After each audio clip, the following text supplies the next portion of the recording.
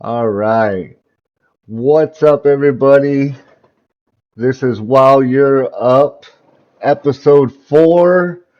If you don't remember, we got Ancient Kane, we got Bobo, Mr. Bobo, and Futz It Up, Brandon, aka Badass Motherfucker. Still got to throw that in there, aka Grump. Um, Today we're going to talk about basically financial stuff, money, most importantly, money, how it works, how it's created, how they basically control us with money, yeah, fuck us over with money, all that good stuff. I think Bobo's going to start it off with the Titanic. So, Bobo, go ahead and take over. All right, what's up, everybody? Um, so I wanted to get that conspiracy spice in there right off the get go because the Titanic is just all about money all the way around it. Um, it was built by the Star Line Mercant or White Star Line Company that was owned by the International Mercantile Marine Company. Um, And the reason I wanted to talk about it is because money surrounds it. Um, and the Titanic was much like it had sister ships. One of those sister ships was the Olympic. And the claim is that uh, the Titanic was actually swapped with the Olympic, um, or the RMS Olympic, which had been damaged in a collision prior to the Titanic's launch. Um, and the motive behind that would be that the White Star Line could have internationally sunk the older damaged ship to collect insurance money on it, as the Titanic was not yet insured um, for a full value. Um, there's speculated evidence that's been found over the years, but that's the big one that everybody knows. But the more important one that I personally have feelings towards is it was surrounded with J.P. Morgan's presence, and J.P. Morgan was this badass, money hungry investment just tycoon dude. he he was a big banking guy. He was the banking guy in that period of time, and he had a huge financial interest in the Titanic because he he just invested money in it uh, for its construction and whatnot. And he was supposed to be one of the people aboard the Titanic. And he and a couple of his personal associates had the best of best quarters reserved. And last minute, they were just like, "Nah, we're not coming. We're cool. We're just gonna chill. Yeah, we don't need to we come. we don't need to come. It's not like one of the coolest and most extravagant boats on the ocean that's ever been built. I don't want to show off what I helped create. No, I'll pass. Yeah, it's not a Would once you in a do that? lifetime opportunity. Obviously, once in a lifetime opportunity. Right. But So, hadn't he like scheduled like yeah, to meet people? I mean, yeah, it wasn't he, just like, oh, it's mine, I want to show it off. He'd actually lured other cunts to show up there. yeah, yeah. He was J.P. Morgan. He was always trying to do business. So he had um a couple of high profile people that had a lot of sway, if you want to say it that way. Um, One of those was John Jacob Astor, and he was really against the creation of the Federal Reserve. And that is mainly the motive behind this. And Another person was Isidore Strauss. She just he owned major businesses and co-owned major businesses like Macy's or some, Macy's, which I don't even know if that even exists anymore. But it's whatever. That's not relevant. um, and then another person was Benjamin Guggenheim, and he was another mogul. He was just a huge businessman. And the thing with them is he supposedly had a meeting with all three of those dudes, and these guys were highly against the creation of a Federal Reserve. And that's our money, right? That's our money, or is it our money? That is owned by one family, right? It's not even owned by the U.S. government. No, right? Yeah, we are a corporation. The Fed is not owned by. It is a separate entity from government, but when you dig into it, like you'll notice, like every time a president gets elected, they're the ones kind of dictating who the heads of the Federal Reserve are. Yeah. And at the time this was all going down, according to G. Edward Griffin, the populace in the country at the time was really concerned about the accumulation of power and money in the hands of the few. And so, if I recall, which I don't, so I'm going to open it up and look. My eyes keep burning. The guy's name was, we had a senator. It was Nelson W. Aldrich was a senator. And according to their own words that they put out after the formation of the Federal Reserve, they all met in secret to get this thing instituted. And Yeah. when I say they, it includes entities like J.P. Morgan, A. Piot Andrew, who was also the Treasury assistant that helped Aldrich. And then you had Frank Vanderlip, Henry P. Davidson, Paul Warburg, who was a very rich banker for Europe and Germany, Benjamin Strong, Arthur Shelton, J.P. Morgan. All of these people met in secret down at a place called Jekyll Island off of Georgia. And it's well documented that they did so because they gave interviews talking about how and why they did so, that they traveled incognito. They didn't use last names. When they got there, they were there for 9 days putting together what the Federal Reserve would be, which is a central bank system, which they couldn't call it that.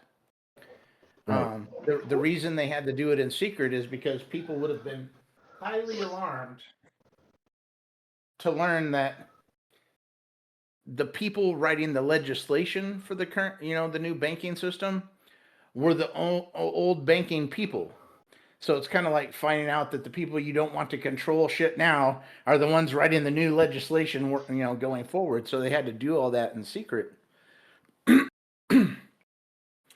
And basically what they did is they gave the government the benefit of being able to come and request money and then being able to operate off of a deficit. And the bank got the benefit of being able to create money out of nothing by a signature, and then to collect interest upon that nothing, which, would be your hard-earned time at work, how you gather a paycheck, the same way that today you buy a truck, you buy a car, you buy a house, you fuck up on that, and the bank gets it. Yep, I get it. But they instituted the very systems that allow the bank to do fractional reserve. It allows the bank to put up nothing as actual collateral against your real world materials. And if there's any kind of hiccup on your part, they get to take that. So they give nothing but a signature, but they get to take your real world items if there's an issue. And the mandate of the Federal Reserve was to keep the economy stable. It was to keep Americans employed. They failed this mandate at least 9 times. They failed it in 1929 with the Wall Street crash and the Great Depression beginning. In 1937 with the Roosevelt recession, which was a sharp downturn after early New Deal recovery linked to premature tightening by the Fed. So the Fed made it happen by tightening shit up. You had it in 62, which was called the flash crash or the Kennedy slide, a sudden market drop of 27% in a few months. Um, it says the Fed's role was limited, seen as a correction. Now, I would remind everyone, I just quickly typed this into ChatGPT. I've listened to G. Edward Griffin talk about this book, talk about these subjects, but these are just quick talking points so people can understand that the system we're laboring under is one where they create value out of nothing by putting ink on a paper, and they take the value that you spend 40 hours a week earning.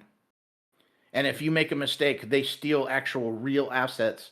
When the banking families and all that, they didn't fucking do anything to create the money value. Not a thing. And so then in 73, 74, you had the oil crisis recession. In 87, you had Black Monday. In 2000 to 2002, the dot-com bubble collapse. 2007 to 2009, a lot of people remember that one. Global financial crisis, Great Recession. And then in 2020, we had the COVID-19 crash. Then 22 to 23, inflation, so many of my shock, and favorite tax law. restaurants.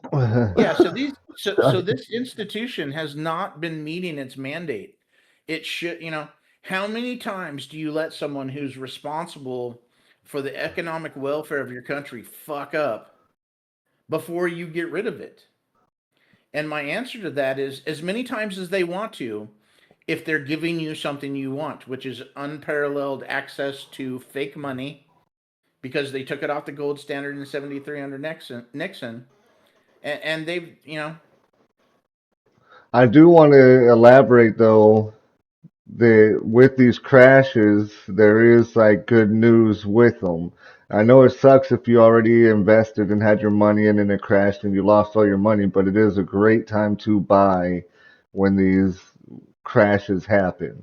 A lot of people make tremendous amount of money off of it. A lot of people, you like the people, the elites, basically, the people in charge of it, they do it on purpose so that they can make a lot of money doing with this stuff and with these crashes. And so if you just kind of follow their lead, which I will put a link up, there's a website to where you could follow these people and what they're buying and selling, and if you basically follow them, you're going to make a lot of money too. And it's a good way to really change your life if you actually have the money to do so. So I just want to put that out there. Well, and I think you need to be quite aware that the people that were trying to better their lives by investment get fucked every time the market crashes. Yeah, I So said that. the people that are Yeah. available to buy the dip are the Yeah. people with large excesses of cash already. So you're really talking about the top 5% of people. Yeah. Most people having something set aside and they didn't invest it, and here comes a market crash and it's a good time. While I absolutely see the logic of what you're saying, I think most people get fucked because they've already been trying to build wealth. And when these crashes happen, they don't have the means to pull out the other half after they stole the first half. Yeah, no, think no, I just mean if you haven't invested. Yeah, I just mean if you haven't invested or if you have the opportunity to invest. I know that the crashes, a lot of people lose a lot of money, and I know that it hurts a lot of people. It's not a good thing, but there is a little bit of hope for other people, and even if you do have that little bit of money, it's a good time to buy. They always say like buy the dips, but these are like huge dips. These are like this is the crazy amounts of money that you're basically losing, and it's unfortunate and sad, but if you can buy, it is a great time to buy. No, and they actually, to support your idea, they actually have websites that support our most successful person in government when it comes to investing, and that's Nancy Pelosi Yeah, she is and the one of the investments top her ones. husband makes. Yeah. That lady makes what, 175K a year, and she's worth multi millions. Oh yeah. You know, they do insider trading, even though it's supposed to be Oh yeah. illegal, and you have sites that can follow that, so you can get rich on the same steps that they do. Yep. And they don't But I think we consider should. it inside trading because it's public information. They just get it first. So that's the loophole. Fucking assholes. Yeah. Well, and to that whole point, you can get rich by crooked means. A lot of people do, and it's fine. I'm not spitting on anybody that tries to take advantage of the system in any way that they can, because when you look at the roots of the system, you understand that we're back onto the main premise we started with, which is it's a trap. They Mhm. got you. They're fucking you, and they're fucking you in ways that you don't even recognize, and that we labor under them every day. Yep. Yeah. It's not. It's no surprise when you look at the basics of it, and you can get all wrapped up in how to take advantage of it because there's ways they do it. But the base level of it is a way to fuck over people and steal their wealth. Yeah. And there's a process to get out. And there might even be a process by which to leverage your government to change or adhere to what you want, but none of these things that you can do are simple, like one step, give the government the bird and everything's okay. you know Yeah. you got to go do some fucking paperwork, Yeah. and everybody hates You that got a shit. lot you got a lot of pawns and toes to do. Yeah. But to even elaborate on what you were saying earlier, people have won cases, I think we were talking about that to where when they tried to foreclose on people's houses or take their cars or whatever it may be, because Yeah. because the banks are not actually providing anything of worth, you can fight it. And when you are presenting something with worth, because that's how a trade's supposed to be. A trade's supposed to be both parties are presenting something of worth. And since they're not, you could basically fight it and not lose your home or not lose your car. It's probably a hard fight, but the precedent was set in the 60s, I think, in Wisconsin, with a gentleman who they were foreclosing upon his home, and so he made the argument that they didn't actually put up anything of real collateral value Yeah, because they created the money with a signature. exactly. And that's if you get on ChatGPT, and any of our people that watch this and have an interest to do so, type in chatgpt.com and go in there and start making some queries about how money is created when someone takes a loan. And what you'll find out is that the bank doesn't pull that money to loan you out of its vault. Yeah. Mm-mm. It creates it with a signature. Hmm. And now we start sliding into, if you're going to understand that, you should also understand how the banking system works, which is fractional reserve. Most of us understand that. If I take out a loan for $100 and deposit it in, well, they get to take 90% of that and loan it to somebody else. Yeah. They have never had the funds for all the money that's out there, and that's why they protect against bank runs, because the moment they let a bank run happen, the narrative goes from them protecting the economy and protecting against bank runs to, oh shit, the bank doesn't actually have the motherfucking money. And once you recognize that, it's a different game. Yeah, they have And to what was that, order. sir? Oh, You okay. know, I said like most banks, I don't know, go to like one of these little Wells Fargos, or go to like a US bank or whatever. Most of your like banks around your normal cities, they're not gonna have huge, immense stacks of in cash in there. It's just No. not That's not realistic. It's not gonna be there because everything's digital, man. Yeah, digital world, it's easier for them to Digital make up world. money and they can continue to Yeah. do it. They could do it over and over and over and over again. Every time someone Yeah. puts money in, they could take 90% of that money and create more money. and they could loan that back out. And that person, what's the first thing they do? They're going to buy a home, they're going to buy a car, that money's going back to the bank, they're creating more money. It's Money, just an money. it's just an ongoing freaking corrupt system, and then they charge you interest on top of that, and the APR and whatever else, Mhm. you know what I mean? And so you're basically screwed. Well, and the Fed lies every year because they come out and they tell you that inflation is at the expected rate of 2%. And so most people go, oh, 2% is not that bad. But what they don't explain to you is that this is a cumulative thing. And so this has been stacking up every year since they took the gold off the dollar off the gold market. And so we're at about 3,000 plus 3,000% on the inflation. And as a Gen Xer who was born in the early 70s, lived through the 80s and onwards up to now, I can tell you, I remember when $14 pairs of Levi's was something that your parents were like, no, no. That's absurd. Yeah. And go tell me what a pair of Levi's looks like now. Yeah. Yeah. Because the base cost of producing a pair of Levi's hasn't changed. It's the money that's been devalued. Yeah. And people don't recognize that they are just diluting the pool, diluting the pool. And if you understand that scarcity equals value, then the more they create, the more water you've got in your hands. It's just not worth a goddamn thing. Yep. And that is one of the worst ways to basically be financial free is by putting your money in a bank, because money loses value. It loses value every single day. The more they print, the more they create, the more they do whatever, you're losing value. If you want to get financially free, there's a lot of ways of doing it with investing.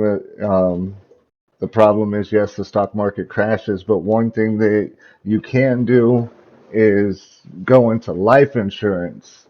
And a lot of people do that as well. You put your money into life insurance, you start building it up. You could take loans out on it. You could buy your car with it. You could buy a house with it, however much you build up. It actually has a percentage that it's going to go up each year as well, just like the stock market. Um, but it's safe. It's tax free. It's safe. And when you take It's that money money, that you have to put into it, though. yeah, and you're paying you have to put into it, and you are basically paying yourself back is what you're doing. You're taking a loan Yeah. out on your own money and you're paying yourself back with the payments with interest. But it's still your money, and then on top of that, you can that money that's in there, let's say you put 20 grand in there and you take out a loan of 20 grand, and you put it towards a house or you buy a car or whatever, your interest is still going to go off of that original 20 grand is still going to create interest and create money, Yeah. which is a cool thing also. But to get back to our main subject, I don't think we finished the Titanic. Did you finish the Titanic thing? You know, well, I mean, I could touch on it a little bit more, but yeah, that was like a hard motive. And that's like the most money-based hard motive behind it, is that, JP Morgan, huge investor in the Titanic, he was like, hey, let's have this meeting on this boat to these three dudes.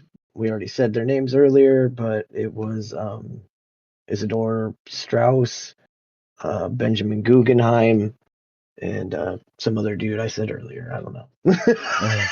They're basically against it, right? Yeah, they Yeah, were they they were were against highly the Federal opposed Reserve. against the Federal Reserve. But I mean, so there's like other things about it too. If you want me, like there was deliberate sabotage.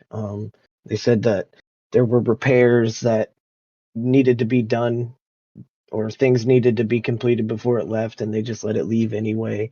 Um, there's like a funny one is there's like a mummy's curse on it. There was a rare Egyptian mummy that was on there for some stupid reason, but there's no verified records of that. But some people out there think so. You can believe whatever you want. Nice. That was JP Morgan's mother-in-law. She was the mummy. Yeah. Yeah. um, I I'm did sorry want. for running over you onto the next topic. I didn't Oh no, realize you're there was more to you're explain. good. I mean, like no, that was basically that's basically it. You know, like the money part about it. It took tons of money for this thing, and that's just something that we all know. I mean, Yeah. like everybody who could probably watch this video, who would click on this video, would know the Titanic. We all know the Titanic, and this watch the money wash and get rid of influential people opposed to changing our banking system or Yeah. our So in You know layman's what I term, mean? you're saying they swapped it, they sunk the bad one, and got Yeah. rid of adversaries at the same time. So they got a big payout and a Yeah. lessening of the people fighting the new system coming in. Right. Yeah. Yeah. And I then mean, the way and things then they work now, passed the system. yeah. I mean, the way Yeah. things seem to be working out nowadays, that seems to line up with current behaviors.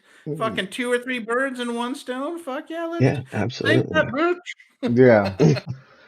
And then so one thing I wanted to touch on too, and what I wanted to talk about was how money is actually created for like our government. So it's the same thing. Our governments don't have this money.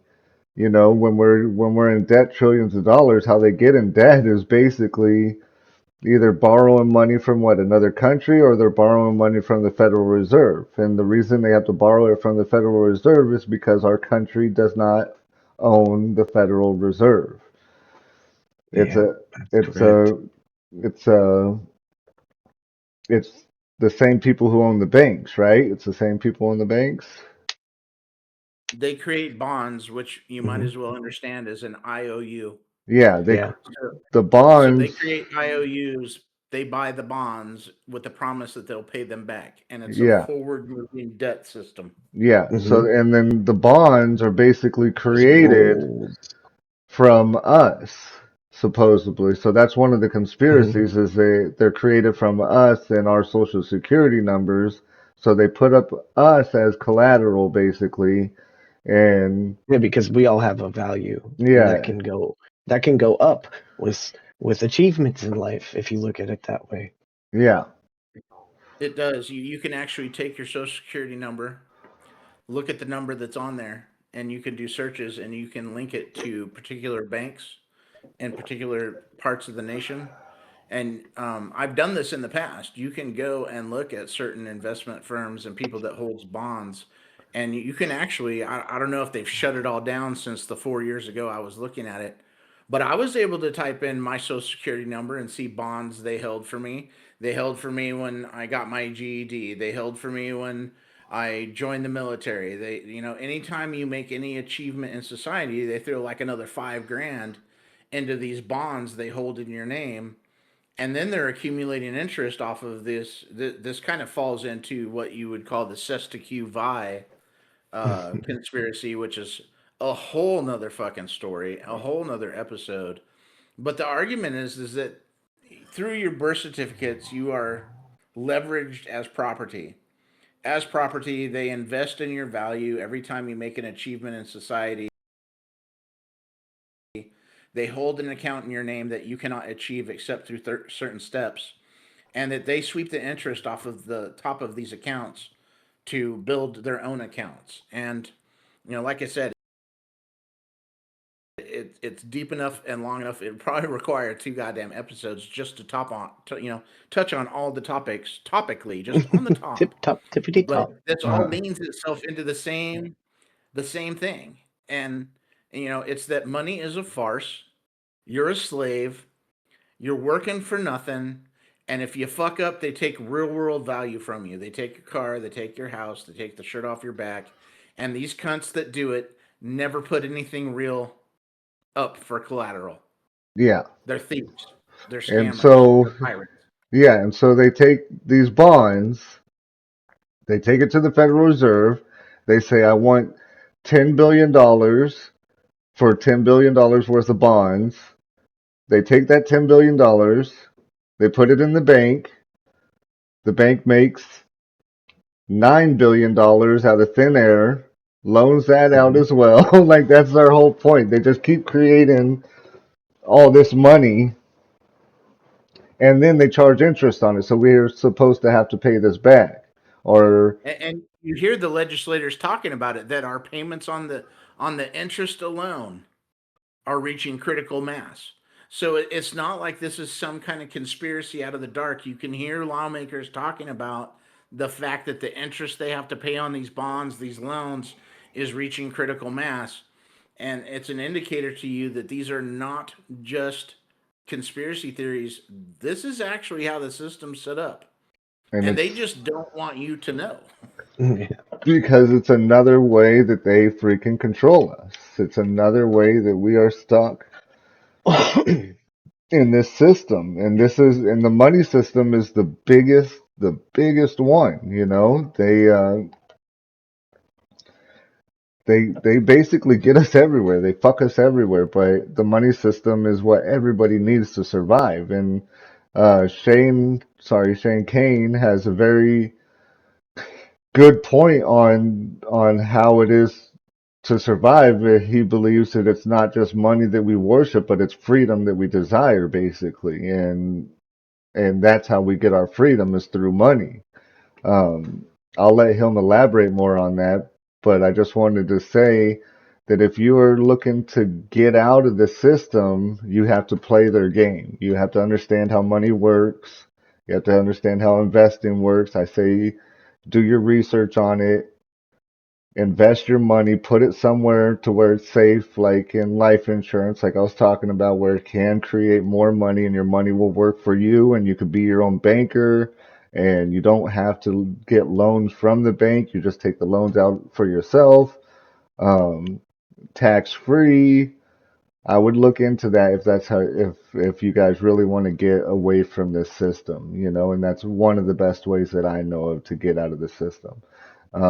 You could also create your own business, uh, have tax write-offs on your own businesses, still have the life insurance, create your own business. Your business doesn't even have to make money, you know. You could add people into your business. You could hire your family. You could use them as tax write-offs. You could use your vehicle as tax write-off. You could use your home as a tax write-off. Like any way that you could get away from any part or save yourself money from taxes, money, banking, it's worth looking into and trying to better your life basically is what I'm trying to say. But I would like to hear what Kane has to say on the freedom thing. Well, I totally endorse what you're saying about play within the system to build your finances, but I think that most of the times it turns out that the thing they're beating you with is also the thing you can leverage against them. And so I would argue that if you're looking for a path to bring accountability to government, it's not something that you can flip one switch, give them the finger, and you're all well and good. But there's something we could do as a group of people, if we can reach enough people to do so, that you can absolutely bring government to account. You know, every 2 weeks the government is swiping across everyone's income, and they're getting a good chunk of everyone's check. And they put that into an account and they build interest on that all year. And they don't pay you back nearly what they've earned on the money you've donated to them all year by the time tax return time comes. Yeah. And so, even though it takes a few steps, I would advise people that if you want to bring government to heel, to listen to your voice, you must shut off the spigot of taxes. And I'm not advising, to be very clear, I'm not advising don't pay your taxes. I'm advising you pay them the least amount of times as possible. So that would be once a year. So go look at your pay stubs, figure out how much they've been taking, go down to your bank, set up a new savings account with an automated withdrawal from your check for the amount they've been taking that is your taxes for the last 4 to 6 pay stubs. Go down to your work, file the necessary paperwork, and stop paying taxes on every check you get. You reserve these taxes to pay yourself once a year, and it gives us all the leverage to say, hey, what happened to no taxation without representation? Where is my money going? Because that's a fundamental truth of what our country is supposed to be. And you get enough people in this, and you can start leveraging it. Because if you're not giving them money every 2 weeks, every month, they don't have the means to build interest off it. You're cutting off the spigot. And if you get enough people that are interested in changing government to do this, you can pay your taxes once a year. If they can prove what they're doing with your fucking taxes, you can hold them to account. There's a way to build wealth and to hold the government to account that doesn't put you in outside the bounds of legality, because you're allowed to pay your taxes once a year. You don't have to let these cunts take money off of every single check and then build income off it to do the willy-nilly bullshit that they're doing. If the majority of America came together and said we want to change, and you'll get our taxes when you deserve it. They're going to cry about that. They're going to paint you as whatever the fuck. But if there's enough of us doing it, they're going to be in desperate need of that income, because it's what their system is built upon. There is a path outwards that doesn't put you in a space of illegality.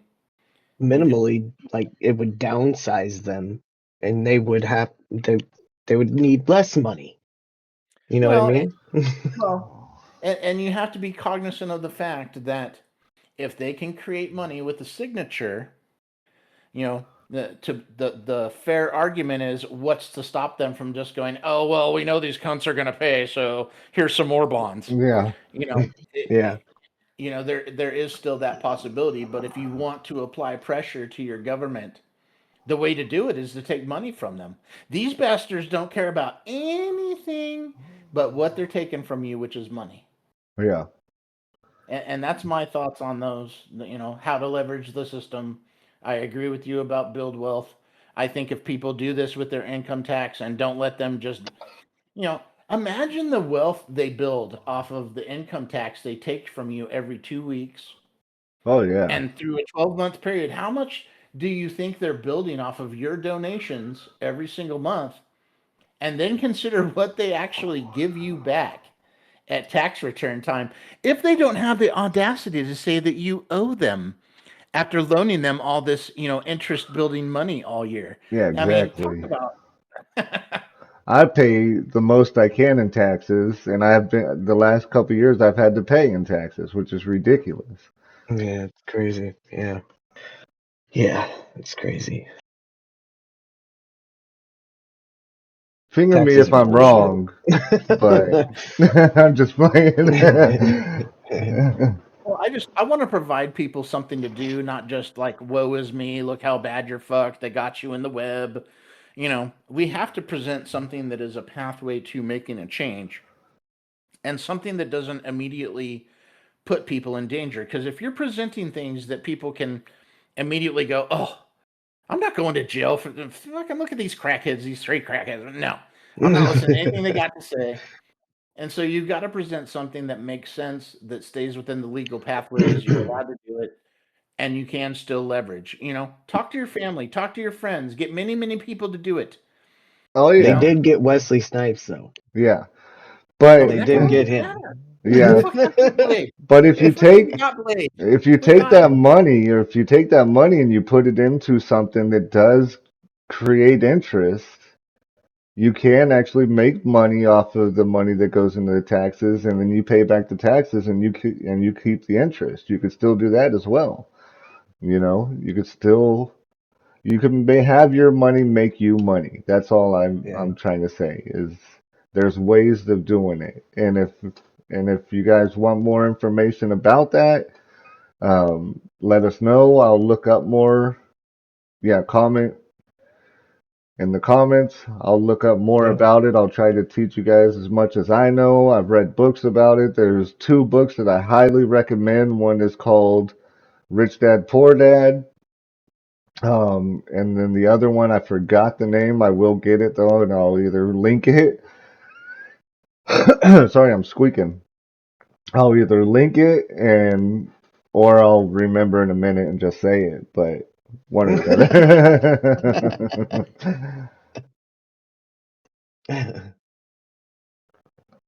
I don't know. I feel like we kind of covered like here's one more piece of the web today.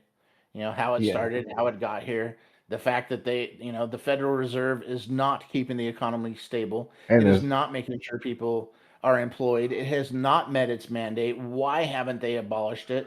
And now you have a little bit of an idea why. yeah. And there's a lot of conspiracies around the Federal Reserve too. There's a lot of people like our presidents have tried getting us out of this system multiple times and they wound up not here anymore. Yeah. Yeah, So that's true. it's a highly It's true. volatile subject, and they don't want us out of the system because this is how they control us. It's just a coincidence, though. Yes. That's how You you know what I shear a mean? human sheep. So, Yeah. How you get sheared.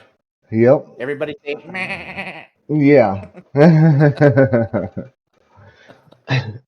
I think I touched on my points of what I wanted to talk about with this. I hope it helps people and I really hope that people see this and do comment and do share, do like, um, let us know what you guys think and if you guys want more on money, we could touch more about it in the future. But that's about all I really have for it today. I don't know about you guys, if you guys have any more to speak about. No, not um, really. I just encourage people to give feedback, and we talk about what we talk about. We've got outside views or layman's views or whatever you want to call it. And, we're always looking for more things to talk about that are pertinent to this kind of topic about how the world has you ensnared. And so leave your suggestions below. A like doesn't hurt. It helps us. And, yeah. suggestions are helpful too. Please do. Yep, and we don't have all the answers. I apologize. I wish we did, but but We'll get them together, maybe. yeah, we will look up anything we need to look up. We'll research what we need to research, and we'll kind of help the world as much as you guys want to be helped with any subject. And I would like to know more about what you guys think too. If you have any other ideas of what you want us to talk about too, please comment. And we will touch on those subjects as well. But for now, I know I'm done. So much appreciated. Thank you for watching. Um, don't forget, like and share, help us out, and we'll see you next time. Peace. Later.